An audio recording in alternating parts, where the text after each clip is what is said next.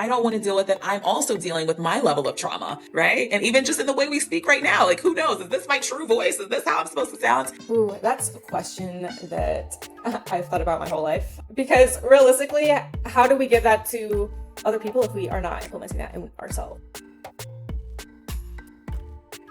Hello, and welcome to the Critters and Cultures podcast, the podcast where we explore the fascinating intersection of animal welfare and cultural diversity. I'm your host and veterinarian, Dr. Azalia Boyd, ready to uncover how our cultural differences influence, enhance, and sometimes challenge the way we care for animals and relate to each other. Join us on this journey through global traditions, learning from diverse perspectives, and advocating for empathy and respect in all of our interactions. This episode is made possible thanks to Maddie's Fund, championing a more inclusive, innovative, and compassionate world for pets and people. Thanks to Maddie's. Thank you so much for joining me on another episode of the Critters and Cultures podcast. If something resonates with you today during the podcast, please feel free to send me a message or comment below. On this episode, you guys, I am so excited. I can't say it enough. Today's guest and I have been trying to catch up for quite some time, and so I'm glad we are doing this today. Today, we have Jaslyn Zarate. She is a first-generation Caribbean American and passionate advocate for the healing power of the human-animal bond. Having completed her master's in clinical social work, she focuses on the therapeutic integration of animals and humans as a tool for healing both psychological and physical trauma. Her journey of resilience and her commitment to compassionate care make her a powerful voice in this field. Jaslyn, thank you so much for being on the Critters and Cultures podcast today. Thank you for having me. I'm so excited that we finally get to do this. It's been way too long since we've been able to catch up. I know. So it's all in good timing. So it's all good. So I'm really excited about today because I've had a guest talk about social work, but I want to dive into more of like your personal story, your why, and what you're doing in the space right now. One of the things that I like to say is what happens when we stop separating the human story from the animal story, right? And start treating them as one. And I think so much of what you do based around social work includes both people and pets, right? So that's what we're exploring today, from trauma and healing to the role of social work in veterinary medicine. This episode will challenge what you thought you knew about care, compassion, and the human-animal bond. So thank you for bringing this insight to our guest. Yes, thank you so much for having me. I really appreciate exploring this topic. I think it needs to be discussed within not only our communities, but in other communities and fields. And then we can find the intersections so that we can kind of figure out how do we bring resources to each other and then to animal welfare into the world. I love that. So, Jaslyn, before I get started into the nitty gritty, I normally ask an icebreaker question. You might know this. And so I have an icebreaker question for you.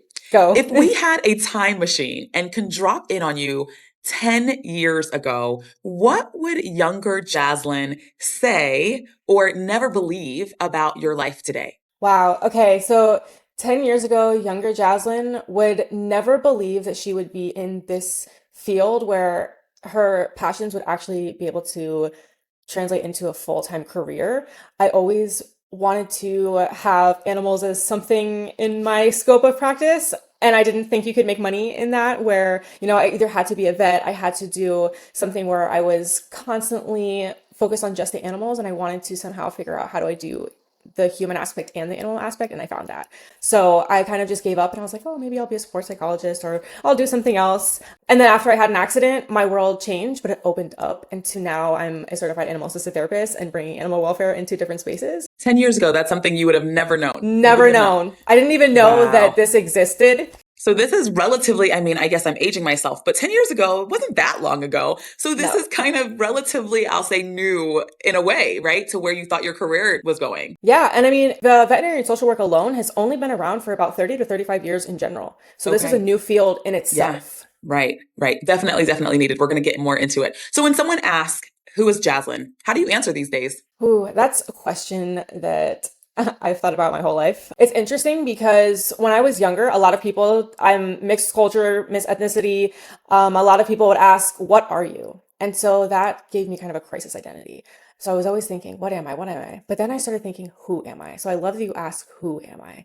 Because I think I am loving, compassionate. I'm an educator, but I'm a researcher. I'm a learner. I'm somebody that likes to give to people, but also likes to give to myself. I think it's important that we fill our own cup so that we can give from our overflow. I think that's so important. I am an animal person through and through. I love my family. I love my husband. And I love what I do as therapist, but I also love what I do in, giving back to the community and kind of figuring out working with the kids. I love to cook. I love finding new things that challenge me. So I would say I'm a learner, lifelong adventurer, and I like to do things that fill my cup in different ways. And I say we all have buckets. So what fills those buckets? Uh, I love that you made that differentiation between what and who. Yeah. And I don't even know if it was intentional for me to ask, but as you made that very clear, it's true. Most people would answer that question and say, well, what am I? Or who am I? Or use their work, right, as part of their who, right? Yeah. So, Jaslyn, you said all these wonderful things that make you wonderful, but you didn't mention that you're a social worker, but all the things that make you wonderful make you this wonderful clinical social worker. So, thank you for acknowledging that. And I think the Yes. listeners and viewers can actually really reflect on that and say, wow, who am I? Actually, who am I? Right? Versus what am I? And I will say I'm a firm believer in, being able to give from your overflow. I went through a Yes. period of time as well where I realized I was just giving and giving and giving and giving and giving. And I was dry. My cup was dry for the first time, and I was still giving. I spoke with my therapist. My therapist said, you know what? You're supposed to be giving from your overflow. You're not supposed to be giving from this Yes. cup. You're supposed to keep your cup full and give from your overflow. And I was like, oh my gosh, what do I do now to even refill my cup? And I had to reflect on all of that. So that is so good that you mentioned that. Yeah, because that was part of our conversation that we had last time, and that stuck with me as well. Is wow, I really need to do that for myself, and I'm Yeah. happy that you brought that up because realistically, how do we give that to other people if we are not implementing that in Yeah. ourselves? And that includes animal 100%. welfare, that includes how we interact in our daily lives, that interacts in our profession. So Yep. that's why I mentioned all the things outside of work because yes, I am a social worker, but that is not necessarily all that encompasses who I Yeah. am. You have actually been through more than most people could imagine. I'd love for you to share if you can take us on that journey. I know that we're going to hold space for it because it was very traumatic, and I'm sure you grew and learned a lot, but I'd love for you to share with us your journey, probably the most challenging time of your life. Yeah, it was not expected. Nobody expects to get hit by a Mack truck. I was actually a dog walker at that time. I was transitioning, I was finishing up college. It was my last semester. I was supposed to graduate. I had started a little dog walking business, honestly, the best job I've ever had, outside of what I do now. And that's where I started to fall in love with the animal field of, wow, I can actually do something I really enjoy. And then, bam, got hit by a dump truck unexpectedly. I survived 11 surgeries, was in a wheelchair for almost 2.5 years. I had major organs removed. I had multiple knee surgeries. I had to learn how to walk again. I went through a lot emotionally, physically, and mentally. And that's when I realized that the body can disconnect from the mind, and you cannot heal the body without paying attention to the mind and healing the mind. I think that's where my journey started with the mind body soul connection. And I realized I will not make it and I will not survive this if I do not heal all the parts of me. And during that time, I had to rely on home care. I had to rely on inpatient physical therapy, outpatient physical therapy, home services where I'm having people bathe me. It was a really big transition for me as an individual at that time where I was 23 years old. And my family members, they helped, they did what they could, but I felt guilty. I felt like a burden. And so, how do you come from that place into a place of acceptance and then a place of growth and then a place of hope? It was a personal journey. And that's where I found that the social workers who were a part of my case, they were the reason why I ended up changing my career into being a social worker. It wasn't just providing services, it was providing hope. It was providing connection through the community. It was providing connection and validation of my feelings. There were so many different aspects that they provided where I said, this is what people need.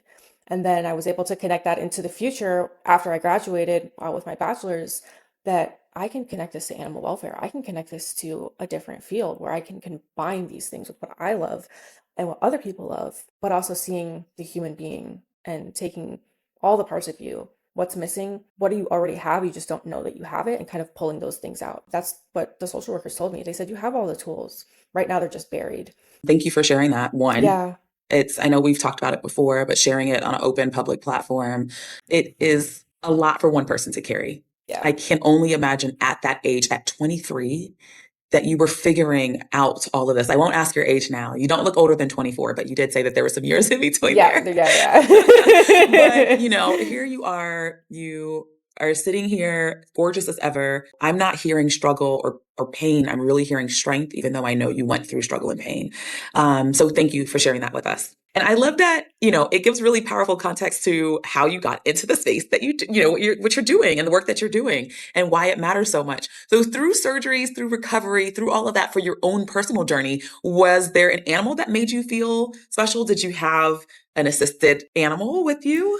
Yes. So I actually had multiple. At that time, I was recommended to get a service dog to help mitigate some of my injuries, disabilities. I had my colon removed and then I had an ileostomy, so I was having issues with maintaining glucose levels. I had epilepsy that was diagnosed. Now it's managed with medication. So I have a medical alert service dog.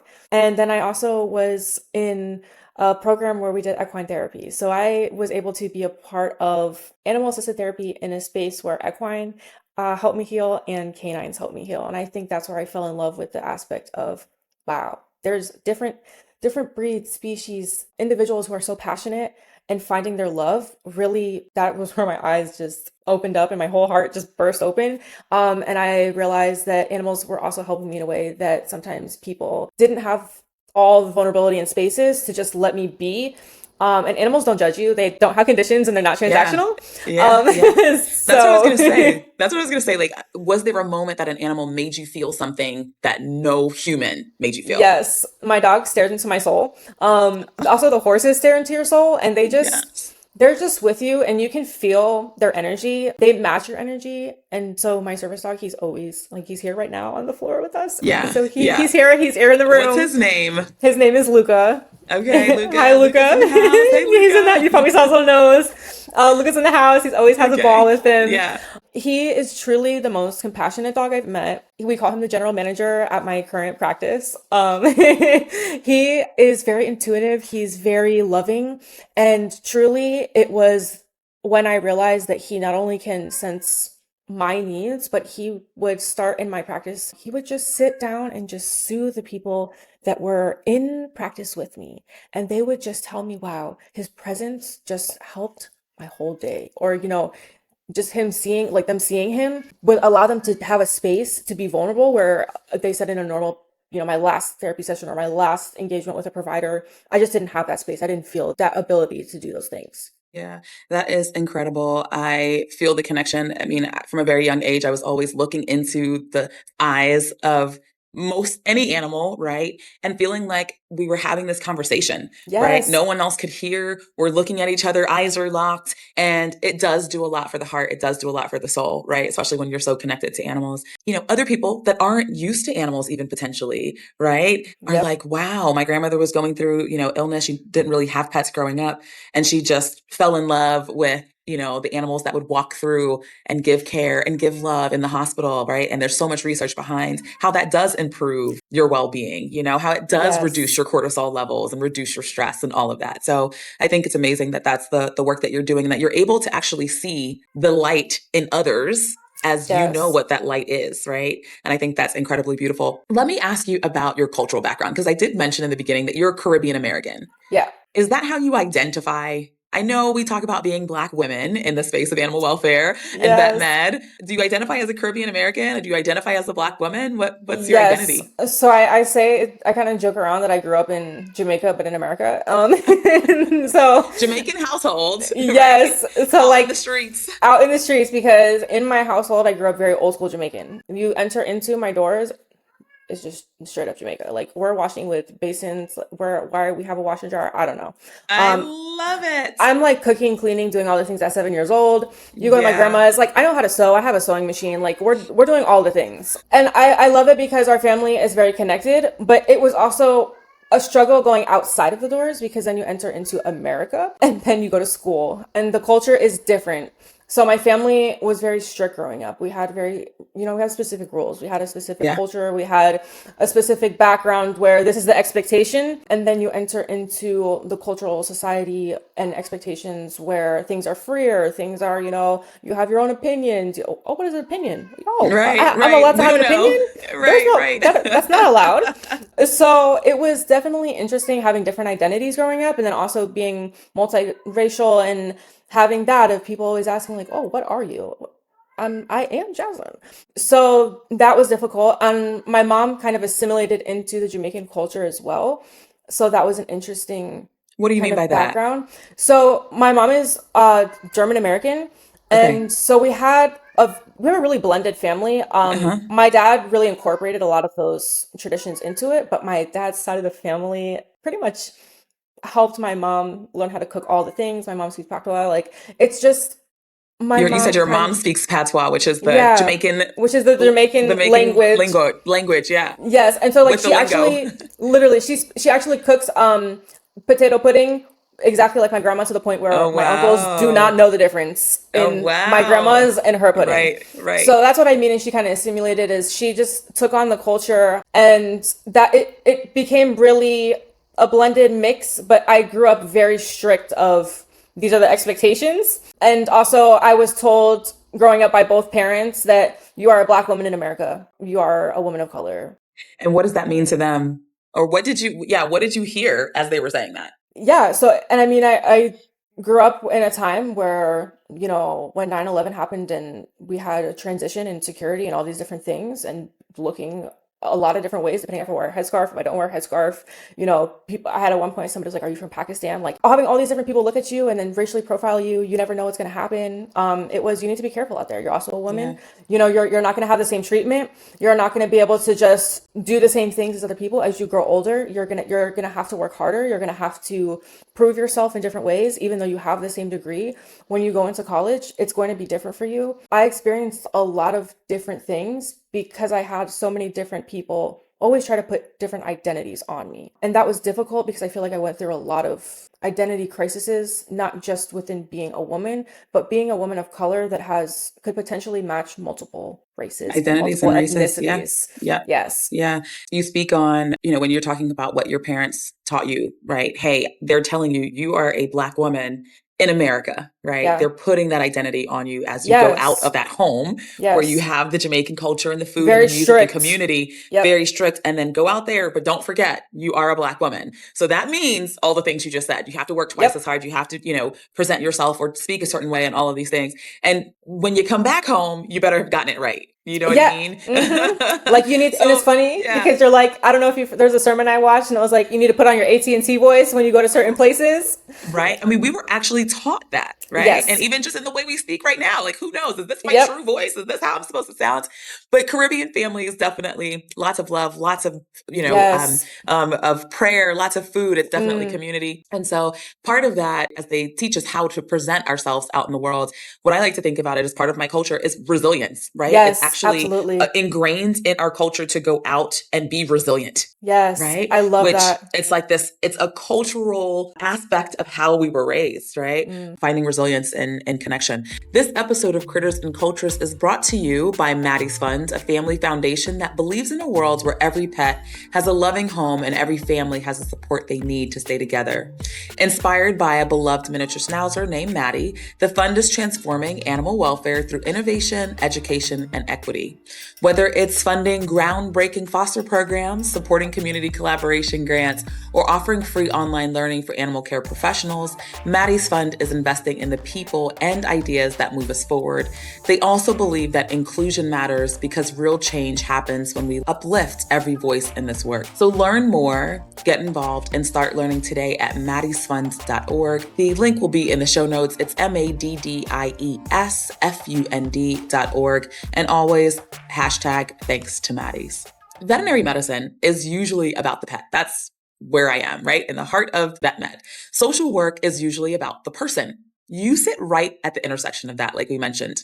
What happens when we stop separating them and start treating the whole family as one story? I like that you say that, and I like that you use the word intersection. We are trying to get away from that, and realistically, every person has intersectionality in their life. And so, if we don't acknowledge the intersections in somebody's life and realize that their pets play a very important role in that, then we are not able to start. So when you look at a veterinarian social worker, you have to look at the associate facing side, which is helping, our staff help the animals. And then we have the client facing side where we're helping the clients. And so it's kind of going through that intersection and that those changes of how can I facilitate the client's needs while making sure that the animal welfare is being appropriately taken care of. So we have an animal coming in, they're struggling to breathe, we're in an oxygen tank, quality of life has declined. Okay, how can I help the client, who is the person, understand the different choices that we have to make, and give space for them to process these things within a timely manner, and then help go to our veterinarian staff and allow them also to give time within the appropriate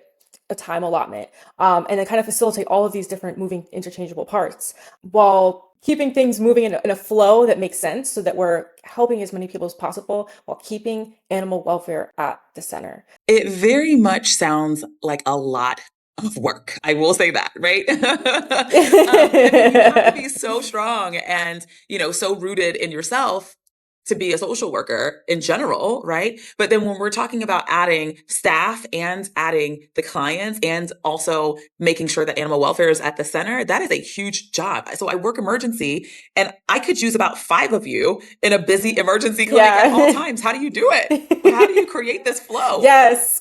So it's really looking at the team. We need a team. So it's not just me or it's not just one person. It's how do we create relationships when there's not a crisis so that when we're in a crisis, we can flow better. So that's team building. That's figuring out, okay, how does each person communicate within the veterinarian staff so that when we have something coming in, I know how to engage with you. I know, how to communicate with this person. The client will always be different. And so being able to kind of meet the client where they are and not taking on too much at a time where I have to fix and save Right. everything. I'm just the Mm. facilitator, and then engaging with the animal of what does this animal need at this time. And so by taking on the role of being the facilitator versus the fixer, that is how I can stay Nice. resilient. That is how you stay Right. functional, and Yeah. this is like the sustainable version How to do of it. I can't solve all the problems in the world, but I can do my best to navigate the Yeah. transitions. And sometimes, I have the longest euthanasias that I've facilitated were 6 hours where I've stayed with a Wow. family. And it takes patience and it takes self-care Yeah. afterwards, and it takes time for you to decompress.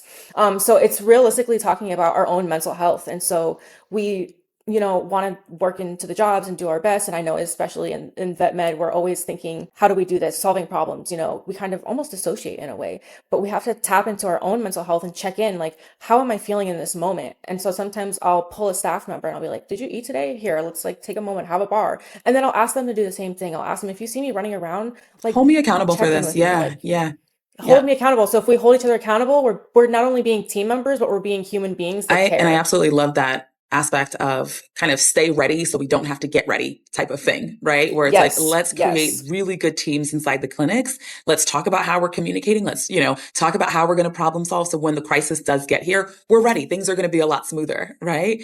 One of the things that I'd say, you spoke about the staff. Veterinary medicine and animal welfare is probably not that far behind, but in vet med, we do have a high number of suicides, right?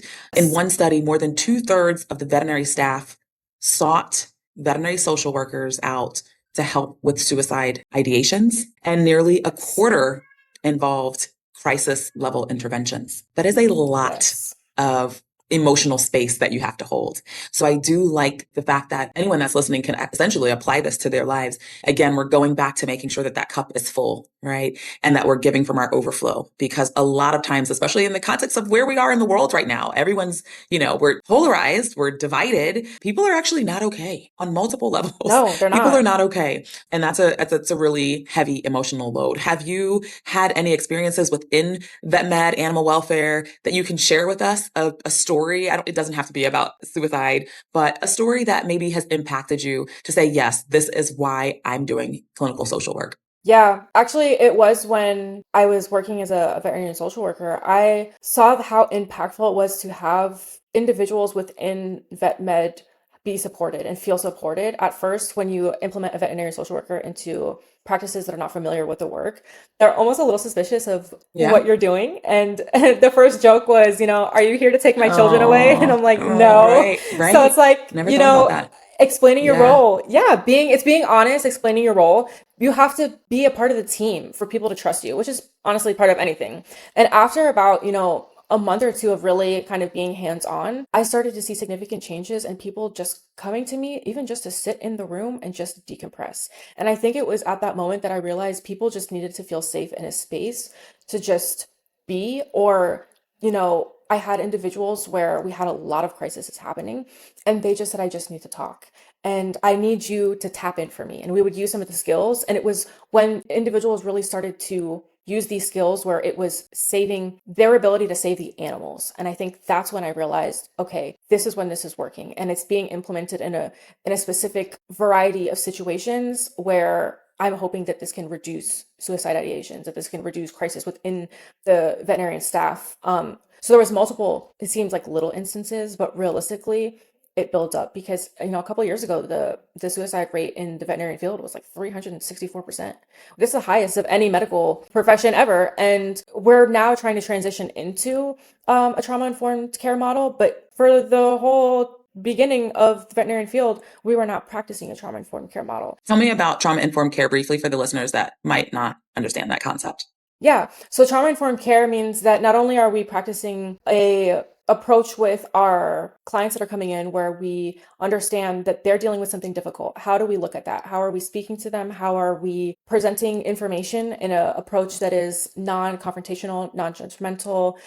We're taking into account that they might need interventions that they're not ready for. How are we looking at resources? How are we looking at the aftermath? Okay, so how do we implement that into our staff? How are we looking at how we are showing up as leaders? How are we looking up as we're showing up as implementing staff trainings? Are we implementing staff trainings that providing spaces also for psychological safety? Are we providing spaces that we're having emotional intelligence meetings? Like, are we having individuals being trained at a personal level on all levels of the staffing for what does this look like in a crisis? Are we preventing suicide ideations and suicides from happening through education on how trauma impacts our body, our minds, our souls?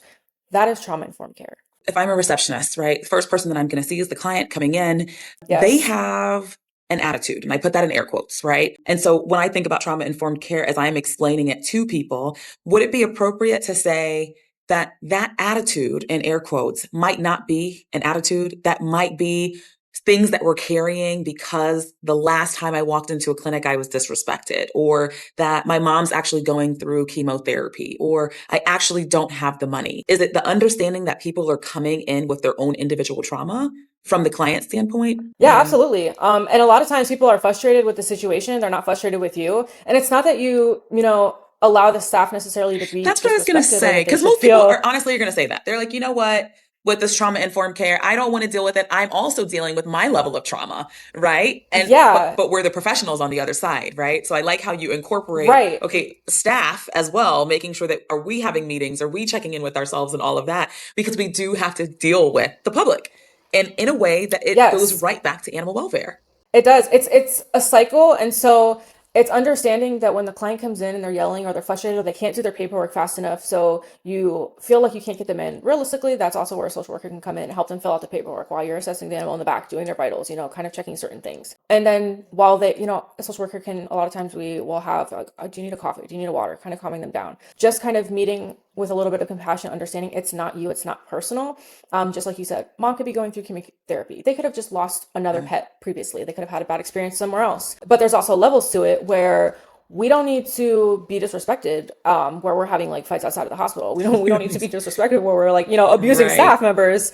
So there needs to be protocols and we need to practice that outside of crisis so that when there is a crisis, we know what to do. So that's why there needs to be things implemented in place so that we're not practicing in crisis, we're practicing outside of crisis so that we're not running around with our heads cut off. You said that veterinary social work has been around maybe 30, 35 years and is becoming more, hopefully we're gaining more traction with more. I've never been blessed enough to work with a veterinary social worker, but if more clinics Yeah. embraced social work as a part of veterinary medicine, what do you think would change for the clients, for the vets, for the animals? What do you think would be the big change? The biggest change would honestly probably be More peace. I think it would also be education on mental health of the client, mental health of the practitioner, mental health of the animal. We don't think a lot about mental health of the animal, but it's not just about physical health. When we think about animal welfare, we just think about the physical health of the animal. But what about the distress levels of the animal? Is this animal able to cope mentally with all of the things that are happening to the animal? Is the animal going to be able to handle the stress of being in an oxygen tank for the next 5 days? Is the animal going to be able to handle the stress of implementing this next surgery if it's already had 5 surgeries and we're at the point of just trying to prolong, life, but there's no quality of actual life after this next surgery?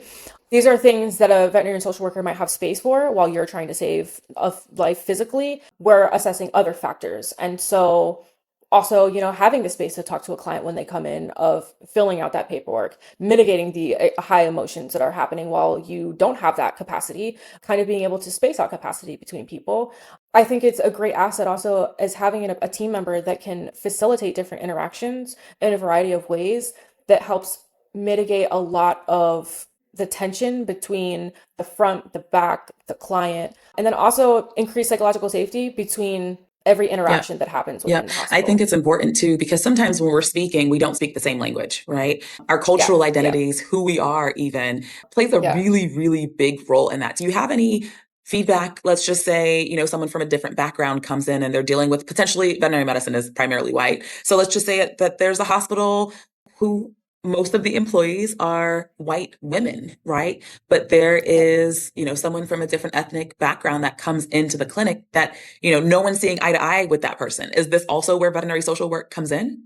Yeah, it's about education, it's about compassion, but also being real and just saying, look, sometimes you need to be able to open your eyes to a world that is outside of Yeah. your world. Thoughts are perceptions, and so perceptions are not always reality. So your reality is different Yeah. from another person's reality.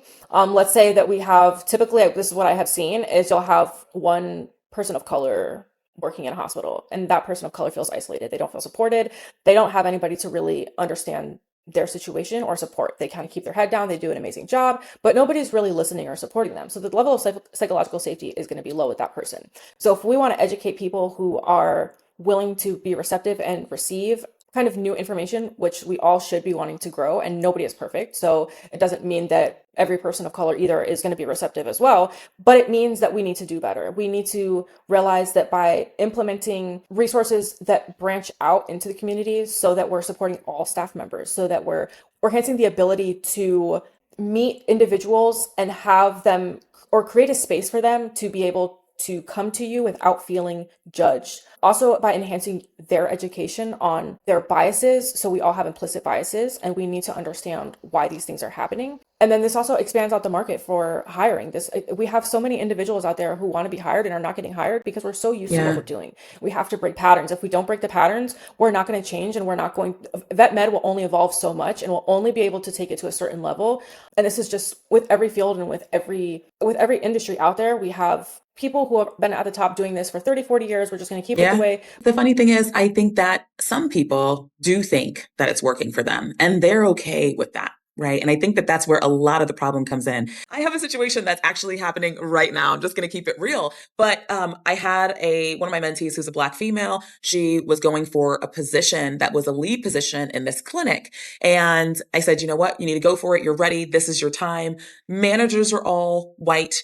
The director was a white male, and they had 4 positions open. And they ended up giving the 4 positions to 4 white women who I thought, in my eyes, looked very much the same, thought the same, spoke the same. Mm, And so I went to him because I actually thought it was my responsibility. And I said, yeah. I think that there's a problem here.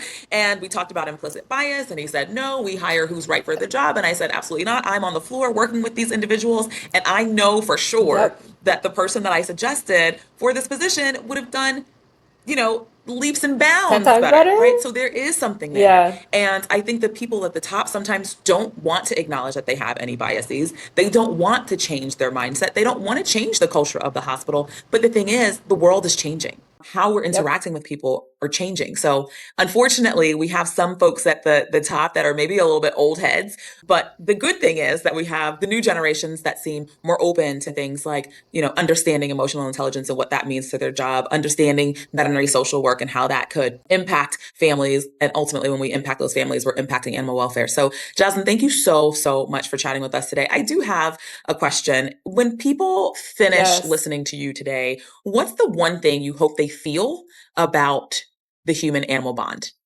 I think the human-animal bond opens up possibilities so that we can connect with each other and let go of our implicit bias, just like you said. We all have creative ideas. We all have unique perspectives coming from different cultures, ethnicities, backgrounds, genders, coming from all of these different places brings a unique perspective.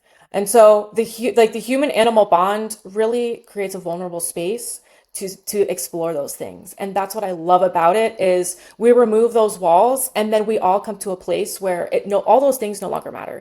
Those 30 years that you had where you stayed the same way, if you look at the human animal bond, that doesn't matter. They don't care about that. The animals don't care about what background you came from. They just care how you interact with them. And so if we can take that lesson and we can put that into perspective with other human beings, the world would be so much better. And we don't have to be transactional. We need to strive to be unconditional. And it's hard, I get it. But realistically, we can do better. And that's what I've learned with the human animal bond is it's limitless. How do you want to be remembered in this field?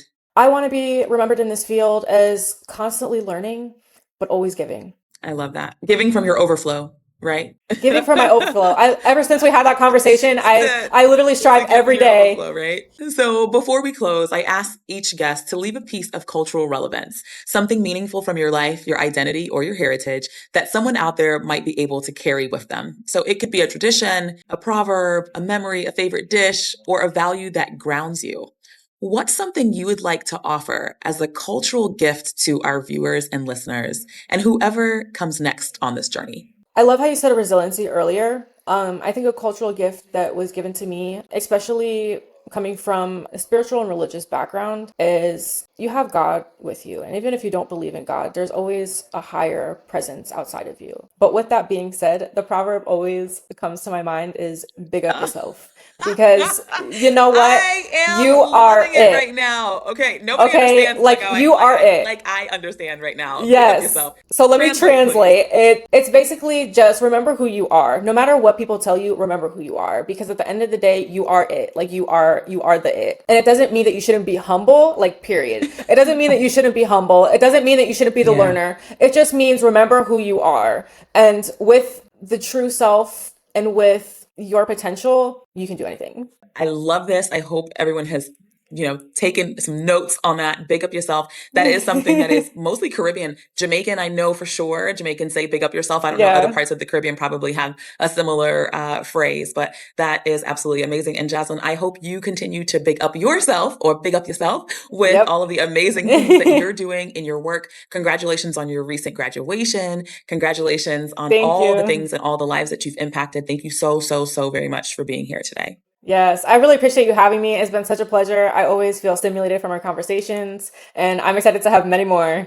Thank you for joining us on the Critters and Cultures podcast, where we explore the deep connections between humans, animals, and the world around us. Remember, every person has a story, every creature has a story, and every culture has its wisdom. Until next time, stay curious, stay compassionate, and keep discovering the wonders of our shared world. Thank you. Oh my goodness. Luca! Oh my goodness. Hi, buddy. Oh, I see. You have this blue ball. I absolutely love it. Oh my gosh. I love. Oh, he's such a happy boy.